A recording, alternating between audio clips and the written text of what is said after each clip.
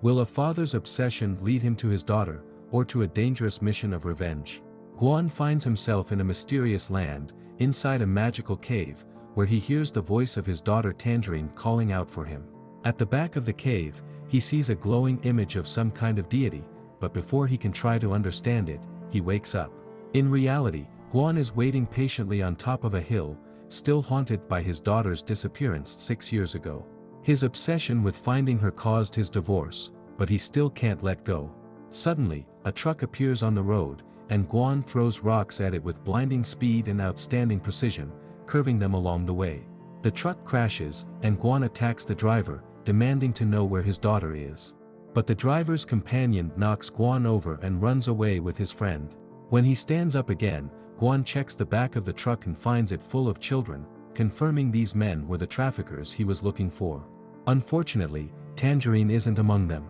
Soon, the police arrive, and watch Guan tied in the truck, confusing him as the kidnapper. They put him in the back of the police car. On the way back to the city, Guan falls asleep and dreams of Tangerine again, this time seeing her captured by creepy tentacles. When he wakes up, he notices the cop has stolen his picture of Tangerine, so in fury Guan attacks the officer to recover it and escapes in the struggle. As he runs away, he finds a different car waiting for him, driven by a mysterious woman named Ling, who knows every detail about Guan's life, including his weird dreams. Creeped out, Guan wants to get out of the car, but Ling convinces him to hear her out by informing him that she can help him find Tangerine. Ling brings Guan to the company building where she works and shows him pictures of 5 different girls who could possibly be Tangerine. Guan has not seen his daughter for so long that he cannot recognize her. Ling offers a deal to Guan. They will use the company's DNA technology to find Tangerine, if Guan agrees to complete a mission for Li Mu, the owner of the company. They know everything about Guan's power that allows him to control projectiles, and they want him to use it to murder a writer named Kong who writes stories where he is the protagonist and includes an antagonistic deity named Redmayne. Whenever the character Redmayne is injured in the story, Kong's boss falls ill. Despite multiple attempts to stop Kong from writing, he refuses to comply.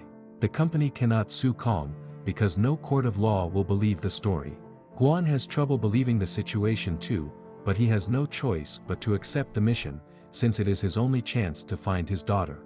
As a result, Ling's boss concludes that the only solution to break the curse is to eliminate Kong. Meanwhile, after listening to Kong's audiobook, Guan realizes that it is similar to the dreams he has whenever he sleeps. He dreams of a magical land, where the writer Kong is running away from a group of bounty hunters led by an old man. When he finds himself cornered against the edge of a cliff, Kong's sister shows up to help and pushes him into the water to save him, while she fights off all the hunters. Instead of running away as his sister wanted, Kong climbs back up and finds his sister heavily wounded on the ground, begging him to run, before the old man comes forward and stabs her. The old man is hurt as well, so Kong takes his sister's spear from the man's back, ignoring the man's warnings that nobody can run from Lord Redmayne. Kong swiftly ends the man's life to get revenge for his sister, tired of constantly running away. He decides to go back to the city to seek out Lord Redmayne, a deity that has been sending assassins to attack innocent people all over the place. A strange voice in Kong's head finds his plan amusing. When he turns around, Kong discovers the old man's black armor is alive and wants to be part of the next adventure, leaving its current host and attaching itself to Kong, like a parasite that sucks into his blood vessels. The element of catharsis is present in both characters, Guan and Kong, as they face their fears and take revenge for the ones they have lost. Back in the real world, Guan travels on a boat to the town where Kong lives. He is shocked to discover that his dreams have been showing him the story all along. When he arrives in the town, Guan immediately begins following the writer Kong, waiting for the right moment to strike. Eventually, Guan enters a building that turns out to be a library, and since it is empty, he cannot blend in anymore. Kong approaches him to ask what is going on, since he had already noticed Guan had been following him. Fortunately, Guan thinks fast and pretends to be a fan of the book, which makes Kong very excited and causes him to ask lots of questions. Hearing about Guan's boat ride helps with his writer's block, and he immediately adds it to the story, making the fictional Kong travel the great seas and avoid monsters to reach Redmayne City. While Kong writes, Guan gets a call from Ling, who tries to forbid him from speaking to the writer, which she knows about because he's being followed too. However, Guan ignores her and follows Kong out of the library. On the streets, the pair is almost hit by a car, and when the driver asks if the police are needed, Guan runs away in panic.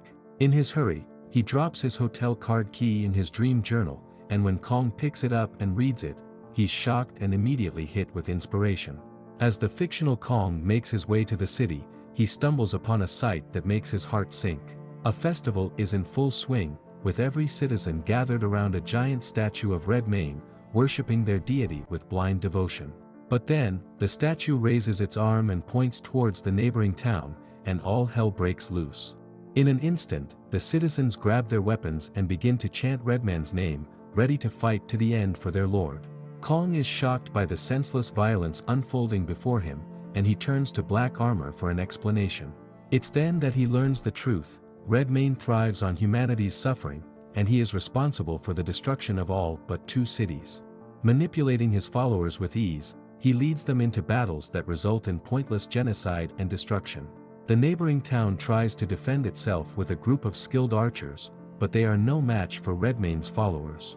Using dragons made from hot air balloons that rain down fire, they decimate the archers and leave Kong feeling disgusted. As the sun rises, a battle horn sounds and a group of knights in red armor appear, carrying a flag that marks them as disciples of Redmane. Fear overtakes the citizens as they put a curfew in place, leaving Kong to contemplate the senseless destruction he has witnessed. The real Kong wakes up to a new day, with Guan waiting for him and doling out punishment for his antics from the day before. The hotel room is small and dingy, but Kong doesn't seem to mind. He returns Guan's notebook, grateful for the inspiration it provided to help him overcome his writer's block. Guan asks Kong to show him around the city, but it's just a ruse to get him alone. They end up in an abandoned field, and Kong shares his love for words and writing with Guan, who seems genuinely interested. Suddenly, Kong hears a lullaby in the distance. It's a haunting melody that fills him with inspiration, and he starts writing again. In the story, Kong encounters a little girl who reminds him of Tangerine. She is trying to save her friend, but it's too late. Kong helps her bury the boy, and she tells him about the Red Knights who will eliminate anyone out after sunset. Tangerine appears and plays the same lullaby Kong heard earlier, revealing their location to a Red Knight who quickly pursues them. The chase is wild and chaotic, with the knight crashing through walls and leaping onto rooftops. The warrior shreds through cottages like butter. During the chase, Kong knows they need a plan if they want to escape, so he decides to swap the little girl with a straw decoy, to give Tangerine a chance to get away while he distracts the knight. The plan works, but Kong is left to deal with the Red Knight on his own. As Kong finds himself cornered, the Red Knight falls for the decoy and grabs it, giving Kong the perfect opportunity to strike him on the head, shattering the helmet and revealing Guan's face beneath. Infuriated, the Red Knight prepares to take Kong's life, but just as he's about to deliver the fatal blow, Tangerine suddenly reappears and implores him to stop. The knight turns his attention to Tangerine, eager to murder her first, but at that moment the sun sets, causing the knight to lose control and allowing Kong and Tangerine to make their escape. While Kong recounts the events in writing, Guan creeps up behind him, caught up in visions of chasing Kong and Tangerine through the story. Guan starts having visions about his daughter being chased, so he hurls a projectile at Kong to knock him out, then approaches him in a rush, singing the lullaby he composed for Tangerine when she was an infant, as if trying to rationalize his actions. The lullaby matches the one Kong heard, but before Guan can strike the final blow, he hears the same lullaby being sung by another. It should be impossible, as the lullaby never left the family. Guan follows the sound, only to scare away the young boy who was singing it, and ultimately finds himself in a bar where Tangerine's kidnapper and his friends are waiting for him. Seeking revenge for the incident on the truck, the kidnapper calls for everyone to beat up Guan. Despite being outnumbered, Guan uses his throwing abilities with pool balls to fend off his attackers, when suddenly, he hears someone confessing to what happened to Tangerine. The kidnapper admits to using a sedative on her, but accidentally overdosed her, causing her to never wake up. Overcome by grief, Guan tries to end the kidnapper's life, but is stopped by Ling and a group of guards. Guan awakens in Ling's car, where she tries to comfort him at Li Mu's behest. Ling explains that the kidnapper must have been lying and that Tangerine is one of the 5 girls from the pictures. Meanwhile, in the fantasy world, Kong and Tangerine continue their escape, traversing a city of ruins and despair. In an attempt to distract Kong, Tangerine recounts the story of Redmayne and the deity he betrayed and slaughtered. Eventually, the two make it to Tangerine's home, only to find that her parents have perished for breaking the curfew. As the morning sun rises, Guan receives a call from Kong, who suggests they meet on the rooftop of a nearby building. Kong, injured on the head, reveals to Guan that he has included him, his daughter, and the lullaby in the story, and that the Red Knight's helmet injury matches Guan's forehead wound, but ignores it. They then head to Guan's home so Kong can write in peace. To Guan's surprise, he finds a photo of Li Mu with another man on his desk. Kong explains that the man was his father and Li Mu's business partner, who lost her life in a fatal accident while Li Mu was also present. Guan starts to suspect that Li Mu's plan has worse motivations than he initially thought and urges Kong to pack up and hide somewhere safer. In the story, black armor detaches itself from Kong's body and becomes a walking entity, effortlessly wiping out Kong's attackers. However, it also turns on Tangerine, but Kong manages to stop it just in time. Surprisingly, black armor cannot harm Kong, as his movements are controlled by the main character. Seeing the evil intentions of the demon, Kong makes the monster stab himself, forcing it to kneel down into submission. Ling, who has also uncovered the truth about Li Mu's involvement in the loss of Kong's father, calls him to demand answers. However, Li Mu denies everything and threatens Ling for betraying him. Ling is then knocked unconscious by Li Mu's henchmen using electricity. As the story progresses, Kong and Tangerine arrive at Redmayne's temple, where they find a large group of Red Knights sitting still. When Kong knocks them off, none of them move, finally revealing the secret behind them, that they all become immobile right after sunset. In the library, Li Mu's henchmen attack Guan on sight. A fight ensues around the bookcases, where Guan uses his projectile powers to hit the attackers. However, the assassins manage to recover quickly. One of them uses an electricity box to throw water on the floor, attempting to electrocute Guan from a distance. Guan hides in a corner with no escape, but as the henchman comes closer to finally end him, Guan turns the attack back on the attacker, sending him flying across the room. Ling awakens in the car and manages to escape just in time to enter the library, where she interrupts the henchman attempting to electrocute Guan by stabbing him. Although her attacks are ineffective and she is easily thrown away, her distraction affords Guan time to devise a new plan. He executes a trick shot using 2 balls, causing the attacker to dodge the first ball, but be knocked out by the second one. This advances Kong's story considerably. Tangerine and fictional Kong enter the temple, and a massive statue comes to life, revealing Lord Redmayne himself, with half his face covered by a mask. Redmayne throws large stones to display his power and confirms Black Armor's theory by sniffing Kong. Redmayne murdered Kong's father, a parallel to the murder of the deity friend of Redmayne, who is based on Li Mu. Redmayne challenges Kong to avenge his best friend and takes him outside to show him the tree where the assassination occurred. Redmayne attacks Kong, who releases Black Armor to fight alongside him. Redmayne charges at Kong, launching a powerful attack with his enormous fist, but Kong manages to split himself from his armor and charges towards the deity. The two clash, slicing at the deity's legs, but Redmayne evades their attacks with incredible speed despite his colossal size. Redmayne retaliates immediately, sending Kong flying through the air with a powerful kick. He then creates a massive shockwave, knocking the demon armor across the field. Redmayne turns his attention towards Kong, attacking him viciously while Kong desperately tries to flee. The armor quickly recovers and charges in to assist Kong, resulting in a temporary stalemate. Kong seizes the opportunity to jump down from the mountain and strike at Redmayne from above. However, Redmayne is too powerful and knocks both Kong and the armor away.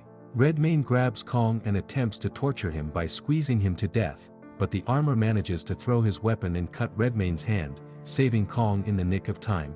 Enraged, Redmayne crushes the demon armor into dust and slowly crushes Kong with his finger. But before he can kill Kong, he hears the sound of a flute being played by a girl named Tangerine. Redmayne becomes irritated with the child's music and devours her with his tentacles. The story pauses here as the author struggles with what to write next, unaware that an assassin is creeping up behind him. Meanwhile, Ling rushes to the scene and subdues the attacker while Guan Ning arrives too late to save Kong, who has been gravely injured. At the hospital, in the real world, Guan and Ling anxiously await news of Kong's condition when Li Mu visits and offers them 5 million each to keep quiet. Guan notices something suspicious outside the building and encounters a boy and a young girl, to whom he sings a lullaby which his father taught him. The girl is revealed to be the real Tangerine, and Guan embraces her with tears in his eyes. Meanwhile, in the fantasy land, Kong is battling Redmayne, who is about to crush him with one finger when he hears Tangerine's lullaby. Annoyed, Redmayne seizes her to devour her before Kong's eyes, and a third henchman attacks Kong, severely injuring him. Ling arrives and knocks the henchman out just as Kong notices a sword wound under Redmayne's mask. Kong seizes the opportunity and jumps toward the god, grabbing the sword and dragging it down Redmayne's body, tearing him in two and defeating him. Redmayne's stomach opens up, and Tangerine is thrown out, caught by the Red Knight just in time. After reading what Guan wrote, Ling and Guan are relieved to learn that Kong is recovering, and Li Mu leaves. The story ends with Guan and Tangerine embracing with tears in their eyes.